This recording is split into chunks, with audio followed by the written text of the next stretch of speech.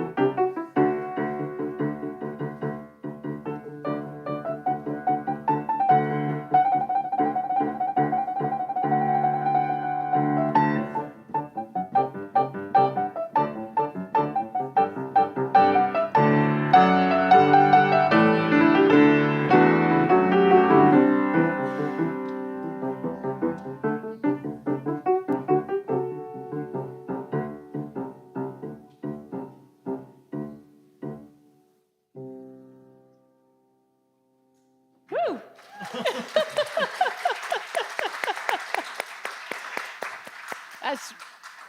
That's our own Rick Fortner there on the piano.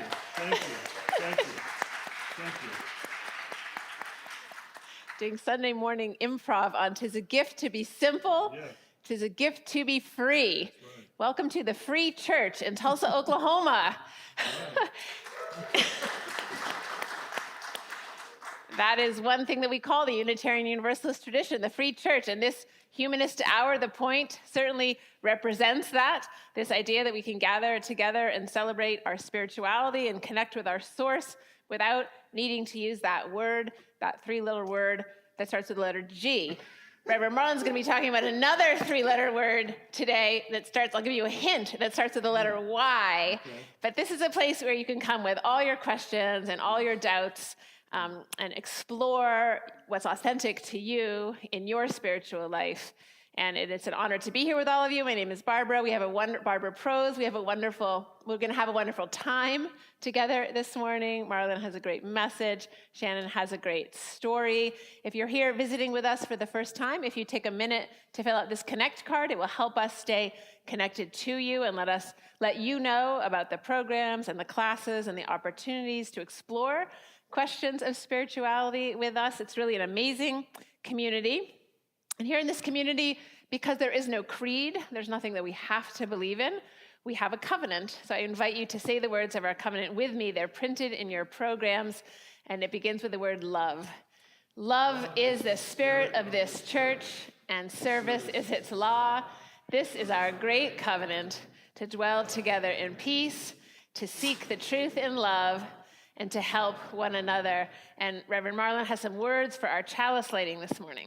We started to light a chalice like many of the other houses around the country do during the COVID pandemic. And if you have one at home, if you're watching, I know there are people from all over the country who join us and are joining us.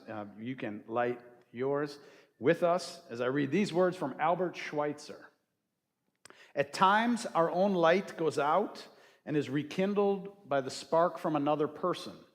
Each of us has cause to think with deep gratitude of those who have lighted the flame within us.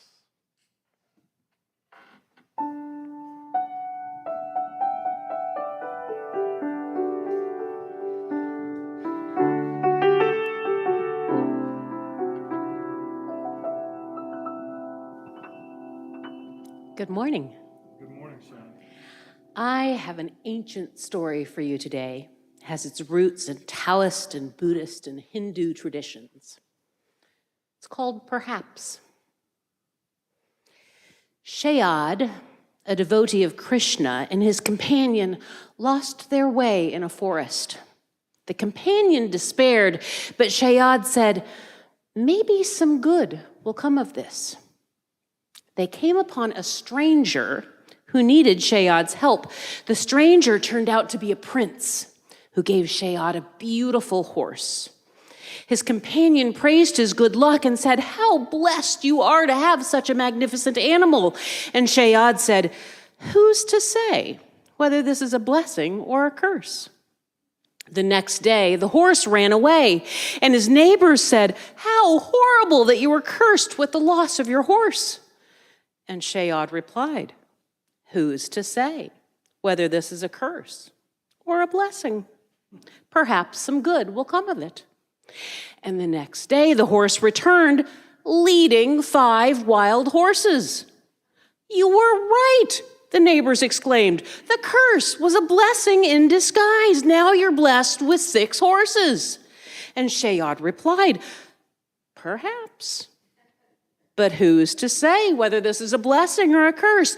And the very next day, his only son tried to ride one of the wild horses, and he was thrown to the ground and broke his leg. The neighbors said, "How wise you were. Your blessing really was a curse." Shayad replied, "There may be good yet. Who's to say whether this was a blessing or a curse?"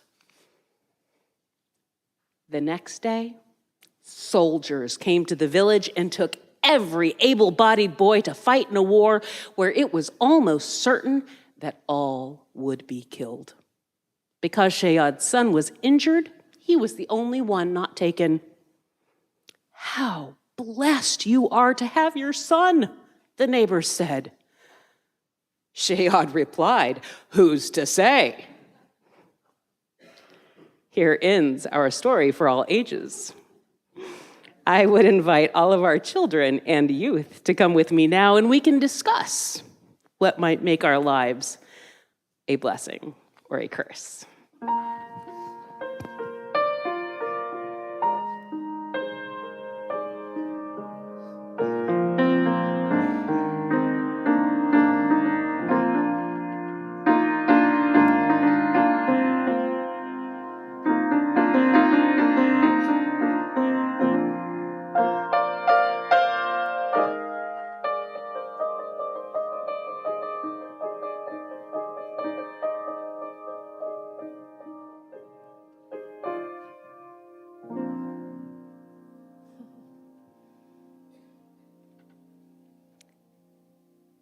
I can say, despite Shannon's story, I can say with certainty that it is a blessing to walk with each other through the tougher times and the joyful times of our lives together in community.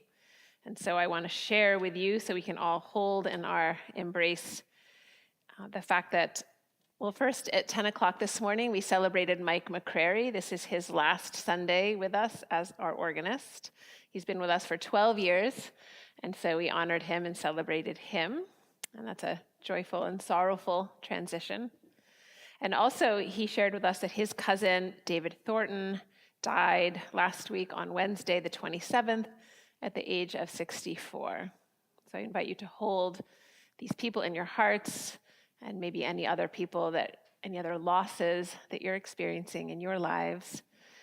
And as we enter into a few minutes of silence together, I invite you to consider in your own life which things that feel like burdens or even curses might yet turn into blessings.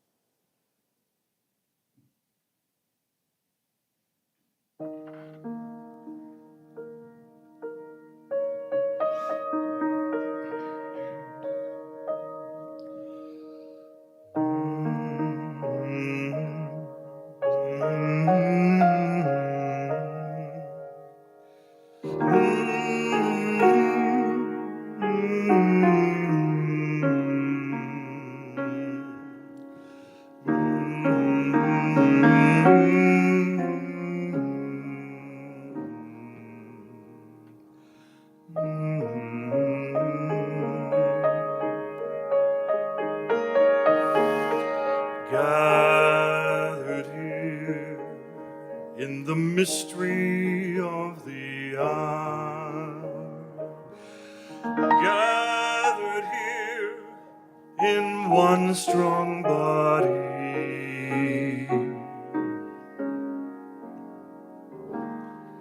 gathered here in the struggle and the power. Spirit, draw near.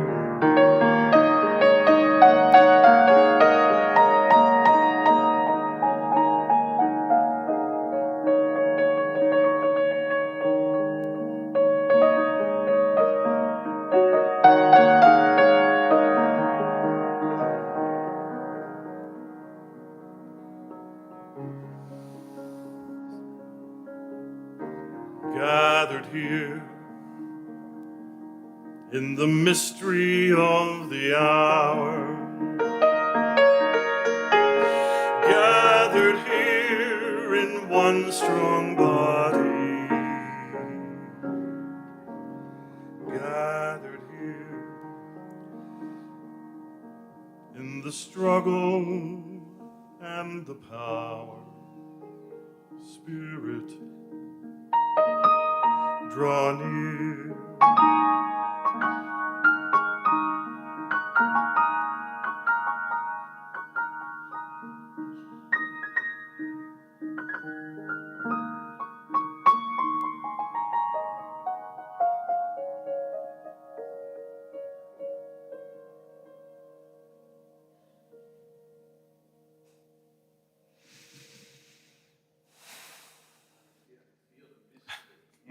In that, hearing that music and just hearing those notes on the piano, Rick, you just kind of invoked a little mystery into this moment, and I think it's important. It's appropriate because so much of life is a mystery. You know, we think of it as if life is we know what's going to happen. I know who I am. I know, I'm looking at you right here. We got it. Ronnie down front was put on hospice, saying his life was going to end. And then all of a sudden, weeks and weeks and weeks went by, and he kept saying, well, when's it going to happen? I'm feeling okay.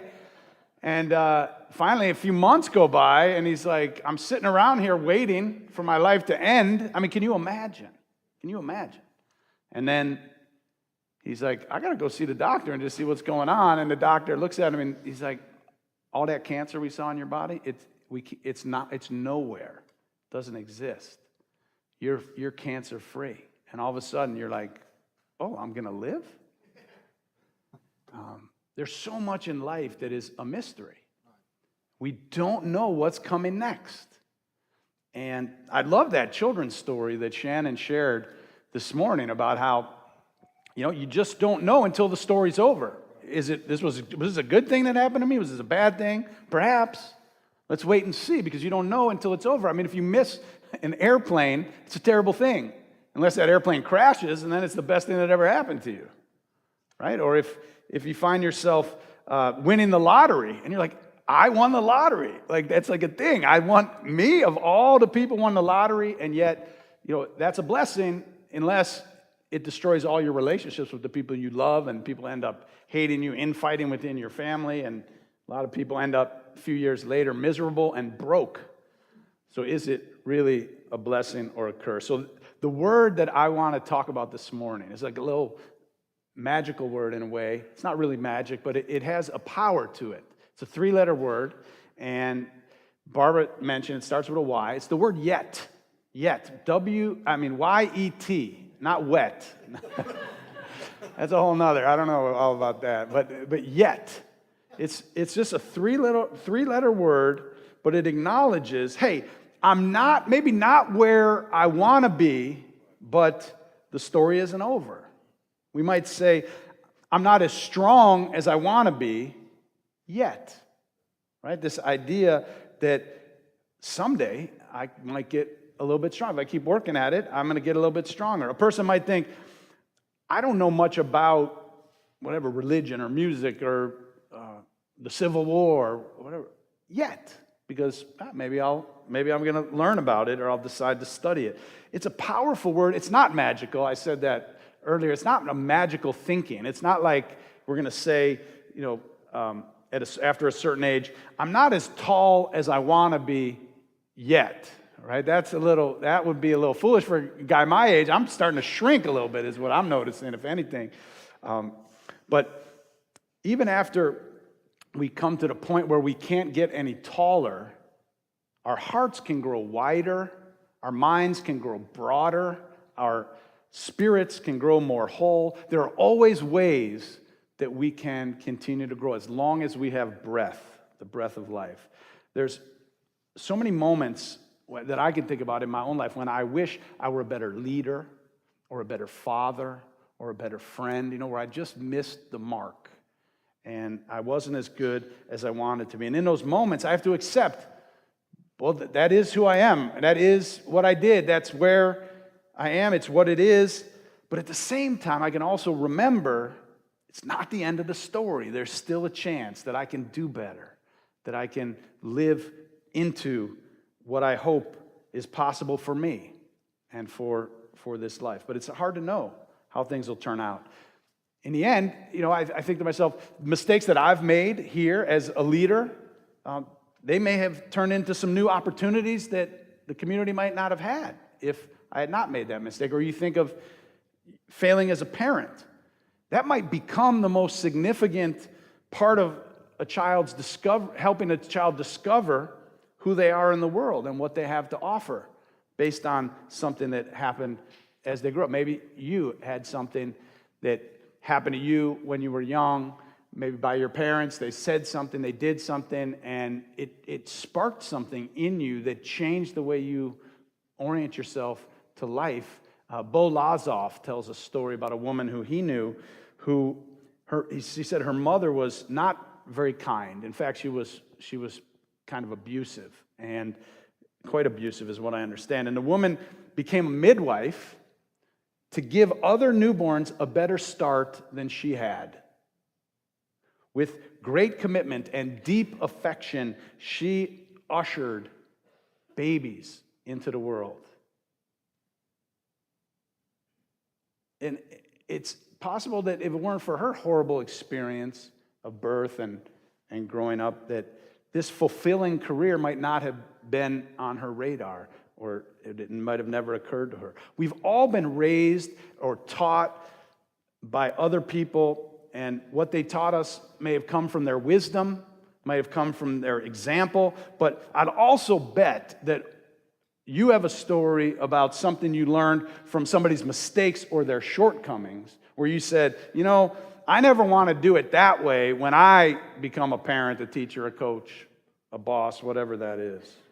We learn from people's strengths, and we also learn from their weaknesses and from their mistakes. But in some ways, knowing that we have learned from other people's mistakes and failings and failures also helps us accept ourselves sometime in our own mistakes and also the places where we've fallen short.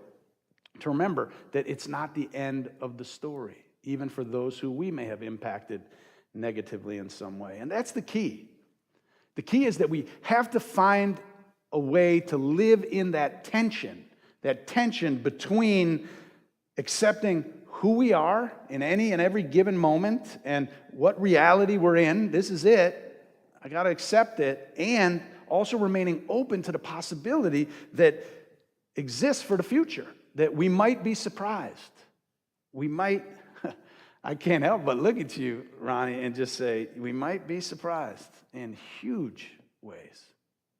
Dr. Rachel Naomi Remen, you may have heard of a great author, and she's a psychiatrist who works with counseling people who are dealing with terminal illness. And she has a story about a 24-year-old cancer patient that she was seeing who had one of his legs removed at the hip to save his life.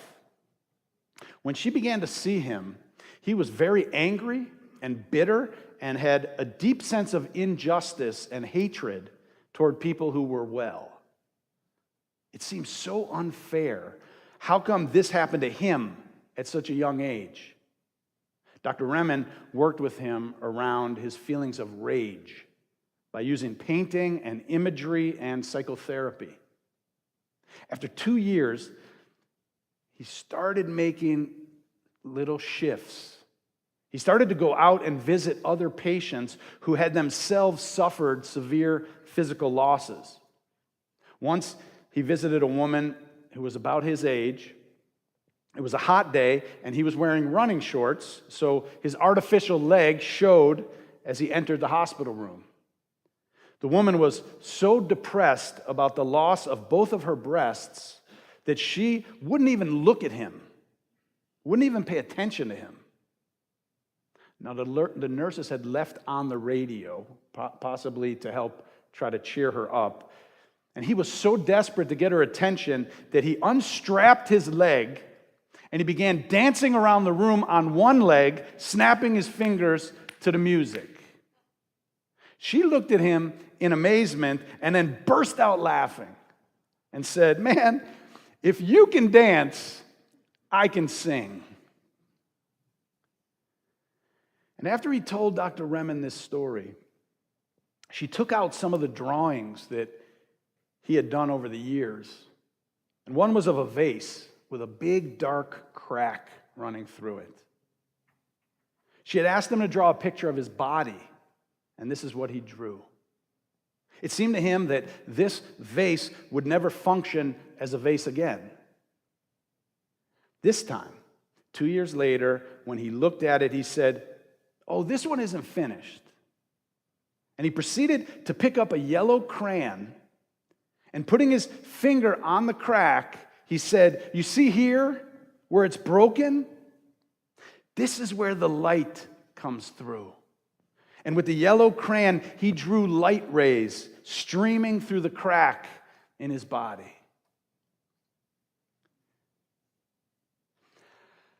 I want to invite you to try using this word "yet" as often as you can at the end of sentences where you can.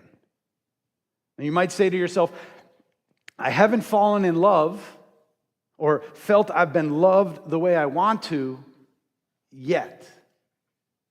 You might say that, "I haven't been able to stay sober yet." or my child or my spouse or coworker hasn't been able to kick that bad habit yet. Can you feel how different it feels when you add those three little words that just open up a world of possibility? That say, the story's not over. This might be where we are right now, but it's not where it necessarily is going to end. I have not completely healed from that traumatic experience yet. I haven't gotten my book or my article or that poem or my photograph or my cartoon published yet. It's not about being disingenuous about the present. In fact, it's about truly accepting this is where things are, but it's about keeping our hearts and our minds open to the fact that everything is always changing. It's a scientific truth. It's a Buddhist and Eastern philosophy truth. Everything is always changing, and there's reason to believe that, especially if we apply ourselves, that things can get better. Now, after 2 years of a pandemic that we've all lived through, with all of the confusion and the isolation and the illnesses and the death and the fear and the misinformation, it's important that we're able to honor what's real today. We've been through a lot, some of us more than others, but it's been a crazy time, and we feel like we're coming out of it, and there's fear that we might not be, but the point is we need to live right now and also remember that tomorrow is another day. I truly believe that the best is yet to come. And so, wherever you are on your journey, whatever page you're on in the novel of your life, I heard someone say one time, we all think we're, somewhere in the middle, beginning, middle, maybe. A lot of us do anyway. But few of us think that, I might be on the last page. Or I might be on the last paragraph of the last page, or the last sentence of the last page, rounding my way toward the period.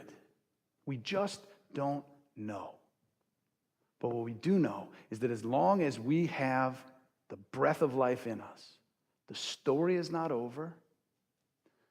We may be surprised in ways we can't imagine. Our hearts can grow fuller, our minds can grow broader, and our lives can be more whole. I love you.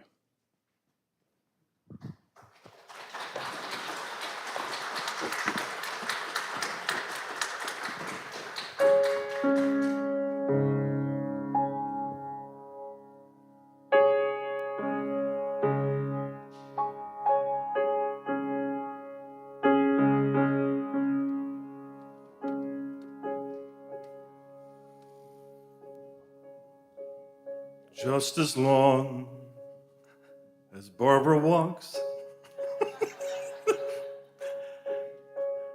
I do have a little interlude, though. Is that okay? It just came to me while I was in the pews. And what's cute is that some of you that know this hymn, it's a cute little change, but it's inspired by our senior minister and what he brought to us. Just as long as I have breath, I must answer yet to life. Though with pain I made my way, still with hope I meet each day. If they ask what I did well, tell them I said yet to life. Just as long as vision lasts, I must answer yet to truth. In my dream and in my dark, always that elusive spark. If they ask what I did well, tell them I said yet to truth. Just as long as my heart beats, I must answer yet to love. Disappointment pierced me through, still I kept on loving you. If they ask what I did best, tell them I said yet to love.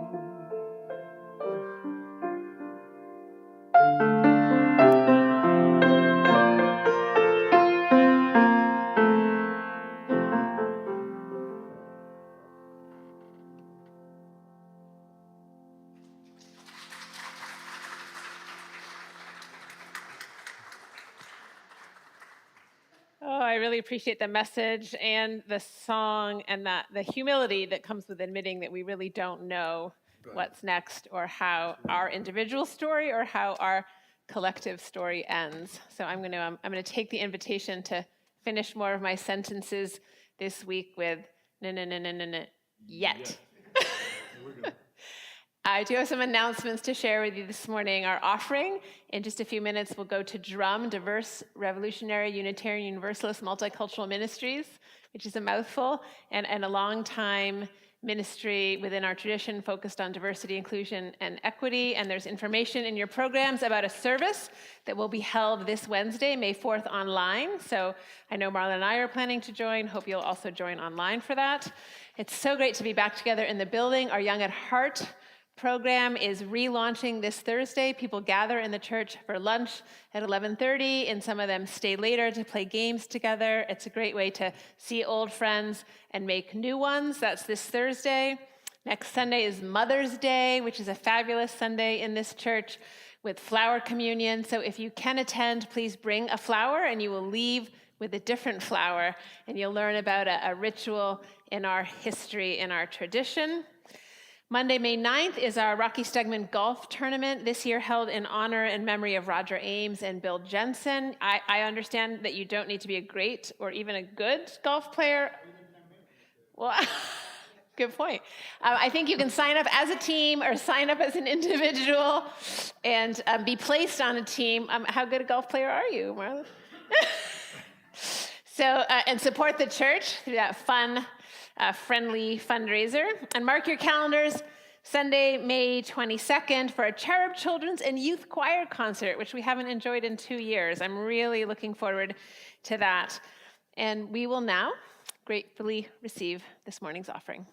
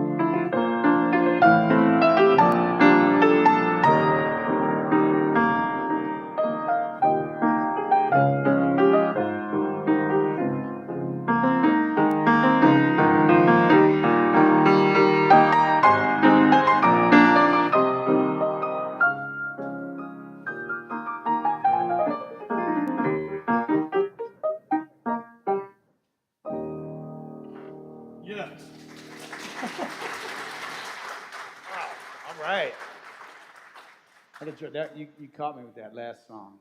I knew Great that would job. catch you. Beautiful.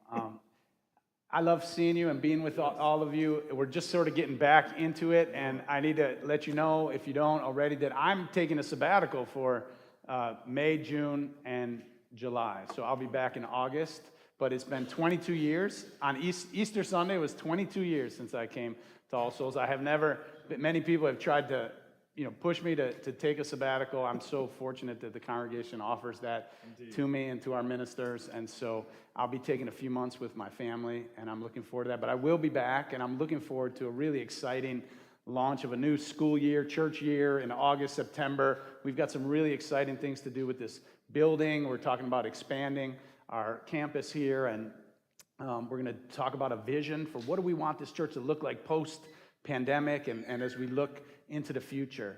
So I'm excited about that.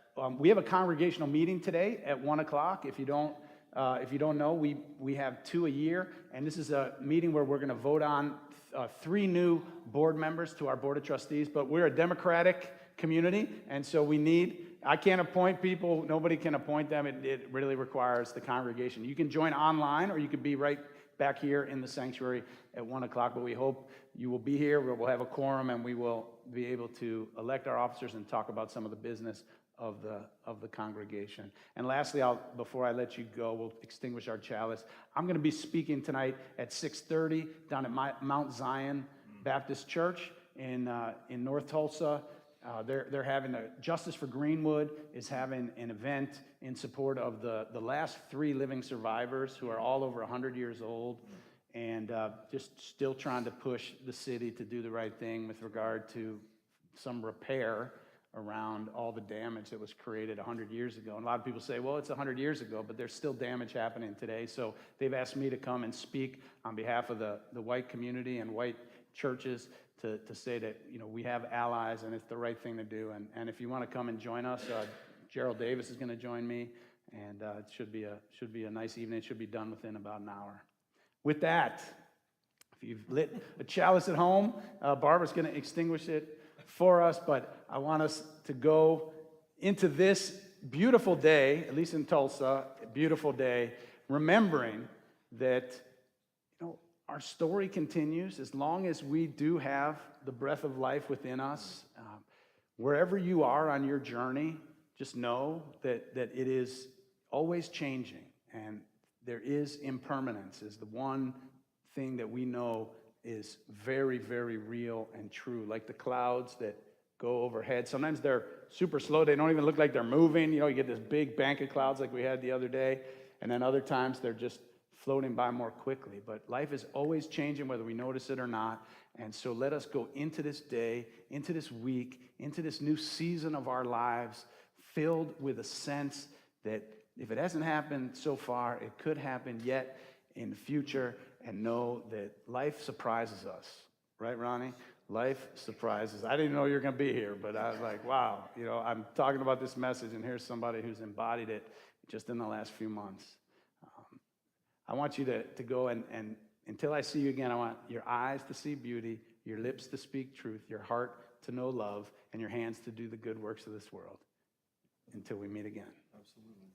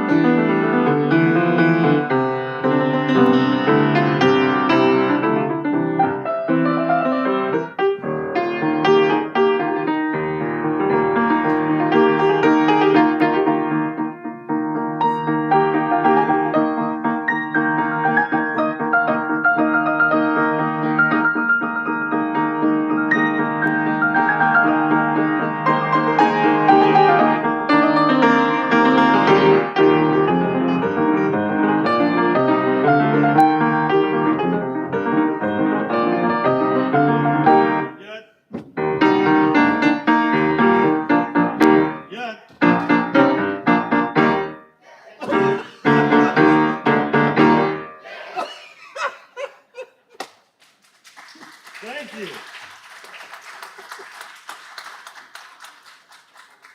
You all need to be in the